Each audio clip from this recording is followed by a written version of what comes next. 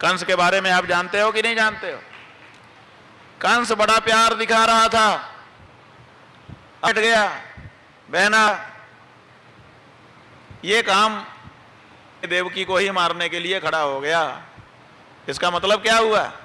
इसका मतलब हुआ कि ना कोई माता होती है, ना कोई बहन होती है, ना कोई बेटी होती है।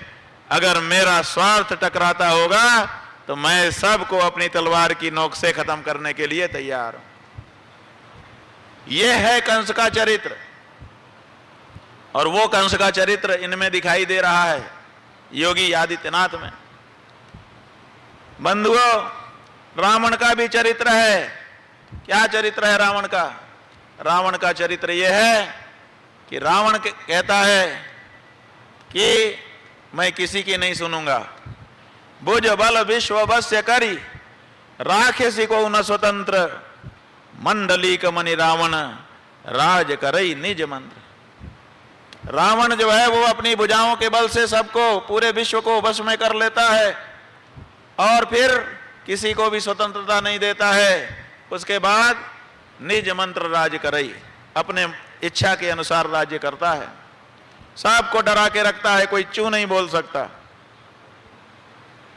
बताओ, आज की जनता, उत्तर प्रदेश के आप लोग निवासी लोग, सरोजनी नगर के निवासी हो, बताओ आपको डराया गया है कि नहीं?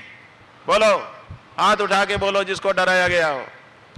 जिसके मन में डर हो हाथ उठाओ। कमी लोग हाथ उठा रहे हैं, इसका मतलब हमारा आकलन गलत है। आपके मन में डर नहीं है? हाँ जी, नहीं नहीं, हम ये कह रहे हैं कि डर आपके मन में नहीं है। अच्छा, ये बात है। आप ये कह रहे हैं कि हमें डर नहीं है, लेकिन डराया जा रहा है कि नहीं डराया जा रहा है? हाँ, अब सबने हाथ उठाया। समझ गए हम, आपके समझने में गलती हो रही थी। हम ये पूछ रहे थे कि आपको डराया जा रहा है कि नहीं, और आप कह रहे थे कि हम डर नहीं रहे हैं।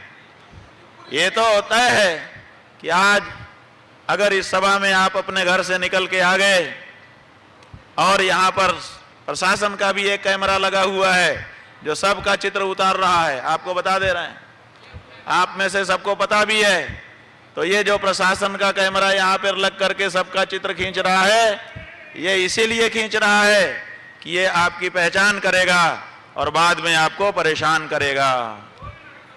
ये जो परेशान करने की शासन प्रशासन की नीति है, ये नीति रावण के अनुसार की है कि नहीं है? तो बोलो, आदित्यनाथ का राज रावण राज हो चुका है कि नहीं हो चुका है? और अगर आदित्यनाथ का राज रावण राज और कंस राज हो चुका है तो आपको राम और कृष्ण बनने की जरूरत आ गई है कि नहीं आ गई है? यही बात कहने के लिए हम निकले हुए हैं। ये हमारा दायित्व है बंधुओं। जब इस तरह से प्रजा को सताया जाने लगता है, उस समय धर्माचार्यों का ये कर्तव्य होता है कि वो अपने अपने स्थान से निकल पड़ें और जनता के लिए संघर्ष आरंभ कर दें। जनता जो हम संतों को, हम सन्यासियों को भोजन देती है, वो किस दिन के लिए देती है? इसी दिन के लिए देती है कि जब राजा हमारे ऊपर अत्याचार करेगा तो हम तो राजा का विरोध कर नहीं सकेंगे। महाराज, उस दिन आप हमारे लिए खड़े हो जाइएगा।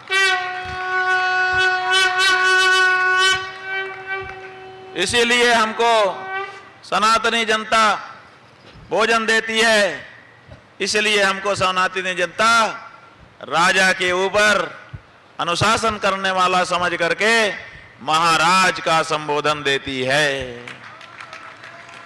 महाराज जी, आप लोग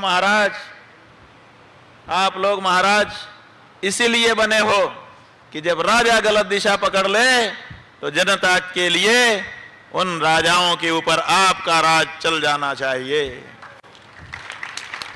और अगर आपका राज उनके ऊपर नहीं चलता है, आप उन्हीं के पीछे पीछे घूमने लगते हो, उन्हीं के हाँ में हाँ मिलाने लगते हो, तो आप अधर्म का साथी बन जाते हो।